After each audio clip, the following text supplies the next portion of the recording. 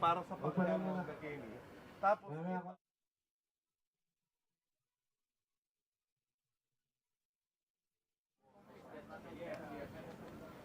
Mayapaldo, Pampanga, magandang araw Central Luzon. Ako po si Justin Dizon, taga rito, kasama nyo para po sa CLTV 36 News, atin to.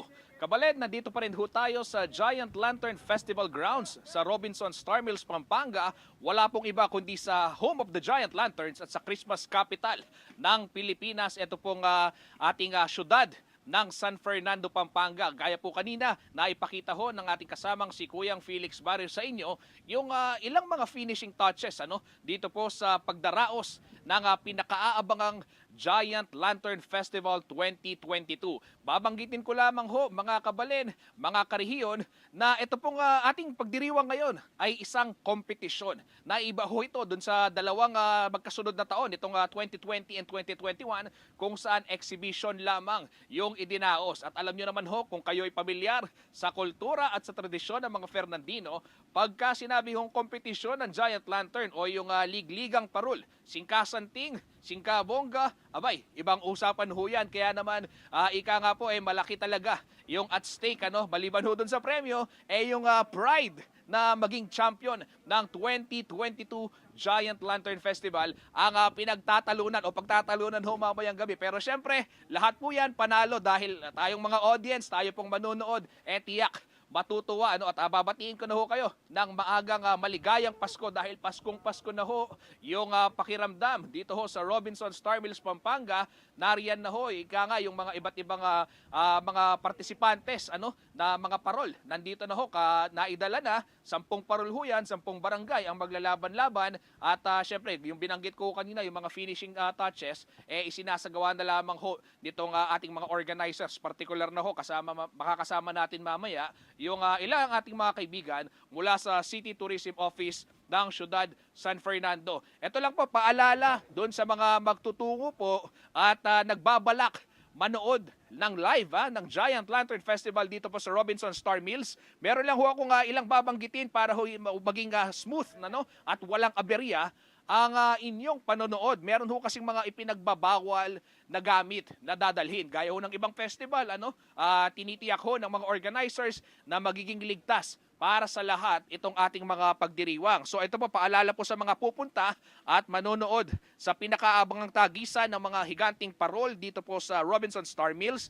Maiging sundin po ito hong ating lahat ng safety protocol na itinalaga po ng mga organizer. At narito po yung ilan sa mga prohibited items o yung mga bagay na bawal o hindi po dapat dalhin dito sa ating festival grounds. Babanggitin ko po, bawal ho ang magdala ng kutsilyo at iba pang uri ng patalim.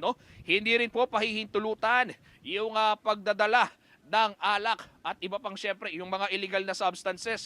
Bawal din po ang drone. So yung mga nagbabalak na magpalipad ng drone, pagpasensya nyo na ho, pero ngayong araw na ito o ngayong gabi, hindi ho yan papayagan. Bawal din ho yung mga transmitting devices, fireworks at ibang uri ng mga paputok. At syempre mga kabalin, wag po kayong magdala ng mga ipinagbabawal upang maging ligtas nga yung ating pagdiriwang at syempre walang aberya sa inyo pong bahagi. Sa puntong ito makakasama ho natin si Kuyang Felix Barrios at para ho mapag-usapan, bigyan pa tayo ng karagdagang detalye kaugnay po nitong mga iba't ibang kailangang paghandaan pa at kailangang tandaan ng mga dadalo. Kuyang Felix, kumusta? At ano yung nagiging preparation naman dyan sa bahagi mo? Magandang araw Kuya Justin, magandang araw po sa inyo lahat. Kasama natin ngayon si Miss Bernadette Tapnio, isa sa mga kabilang sa secretariat dito sa Giant Lantern Festival. At ma'am, kumusta po? Good afternoon. At ano nga pong preparation yung ating ginagawa ngayon, mga final touches kung meron man? Yes sir, good afternoon po Sir Felix. Tama po yan, sa ngayon puspusan na po ang paghahanda ng City Government of San Fernando at ang Giant Lantern Festival Executive Committee dito po sa venue ng ating Giant Lantern Festival. Kung makikita po ninyo ngayon, kumpleto na po ang ating 10 Giant Lanterns. Yung mga barricades po natin to secure the area, nakaset up na rin po. At sa ngayon, inaayos na rin po namin yung mga trophies ang mga plaques na ibibigay po natin sa ating mga judges at participating barangays. At the same time, yung mga platform po na gagamitin ng ating performers, nandito na rin po sa harapan. At pinaghandaan din po natin, of course, yung dagsa ng mga tao, no? Kasi it's been 2 years since we last had our competition. So yung mga portalets, in place na rin po yan for use ng ating public and our guests po mamaya. Ayan, Kuya Justin, no, marinig mo yung mga preparation. Ma'am, kamusta naman po yung ating mga lantern makers at yung ating mga operators?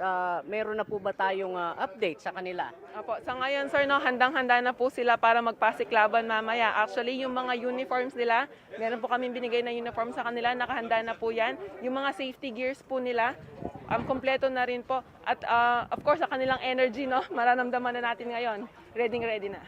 Ma'am, sa mga hindi pa po siguro kumbinsido o nakarinig, ngayon lang maririnig itong Giant Lantern Festival dito sa ating Facebook Live. Imbitahan niyo po sila na manood, hindi lamang ngayon, sa mga darating pang araw. Tama po yan, sir, no? Inaanyayahan po namin ang lahat po, no, na dumalo po sa ating Giant Lantern Festival na gaganapin po ngayon, December 17, dito po sa aming partner venue, ang Robinson Star Mills, Pampanga. At wag po kayo malungkot kung hindi po kayo makakanood ngayon dahil marami po tayong exhibition dates po, no? From December 18 to 23, mapapanood nyo pa rin po ang ating 10 Giant Lanterns dito. December 24, meron po tayong dadalhin dyan, sir, sa harapan ng poblasyon after po ng Simbang Gabi. At from December 25 to 30, except December 31 until January 1, 2023, maaari po kayong pumunta dito sa Robinsons para mapanood at ma-meet up close ang ating mga higanting parol. Ayan, Kuya Justin, ito yung update na ibinigay sa atin ni Ma'am Bernadette, no? Sa kanilang parte dito sa tourism ng City of San Fernando, itong GLF Secretariat natin na kitang-kita naman natin abalang-abala ngayon. Magmula sa sound system, sa entablado, sa mga trophies gaya na sinabi ni Ma'am Bernadette ay pinaghahandaan at handang-handa na maya-maya lang para sa mga manonood dito sa Giant Lantern Festival. Okay, maraming salamat Kuyang Felix Barrios at ay kay Ma'am Bernadette Tapnio ng Secretariat po ng Giant Lantern Festival Committee. Ngayon pa lamang binabati ho na kayo ng congratulations at syempre good luck ho sa engranding performance na gagawin ng mga parol natin, ano? Mamaya pong gabi yan at gaya nga ho ng nabanggit hanggang Enero nandito yung mga parol. Pero mga kabalen, kung kayo po ay hindi makapupunta dito sa festival grounds ngayong gabi, pwede ho ninyong ma-enjoy itong mga naglalakihang parol, nagagandahan at makukulay na parol na gawa ho ng mga ating kabaleng Fernandino via online. Mapapanood ho yan sa mga online platforms ng CLTV 36 gaya ho ng ating Facebook, YouTube at syempre yung maging Facebook page din ng Giant Lantern Festival. Pwede rin ho kayong manood sa telebisyon via Signal Channel 115. Nationwide ho yan. Opo, yung mga kababayan natin mula Luzon, Visayas, Mindanao, pwede ho kayong manood via Signal Channel 115. At dito naman ho sa Central Luzon, sa Free TV Channel 36 at sa ating 39 cable partners. At para ho sa mga manonood, meron ho kaming papremyo inihanda para sa inyo. Pwede ho kayong sumali dito sa ating contest para sa mga online viewers. Ano ba ang dapat gawin? Ito, i-share nyo lamang po yung CLTV 36 Giant Lantern Festival 2022 live stream publicly with our official hashtag GLF sa CLTV 36. Mananalo ho kayo ng isang exclusive event shirt at mga gift certificates mula po sa ating mga generous sponsors. 3 winner po ang i-anunsyo sa pagtatapos po ng araw na ito. Yan po yung binanggit ko ay para sa mga online viewers. Nakapost din ho sa ating mga social media platforms yung mechanics na yan. Ito naman yung mga manunood sa telebisyon. Wag ho kayong mag-alala dahil meron din hong inihandang papremyo para sa inyo ang istasyong inyo, atin to, CLTV 36. Mag-selfie lamang po kayo kasama ho ang inyong TV habang nanonood ng Ligligang Parul o ito po Giant Lantern Festival. Wala pong iba kundi sa CLTV 36. I-message po ang inyong pictures sa aming Facebook page at CLTV 36 Official at mananalo ho kayo ng isang exclusive event t-shirt at mga gift certificates din mula po sa ating mga mababait na sponsors. Nako, napakaraming sponsors so at napakasaya. Isipin mo, may mga pagkain dyan. Kung di ako nagkakamali, na talagang pupunta ka na lamang at ibibigay mo yung GC, kakain ka. So sumali na ho kayo, mga kabalen, mga karehiyon, at 3 viewers din ho ang ating pipiliin at i-announce na mananalo sa ating Facebook page. Mga kabalen, ito ho ang latest ngayon mula dito sa festival grounds ng Giant Lantern Festival 2022.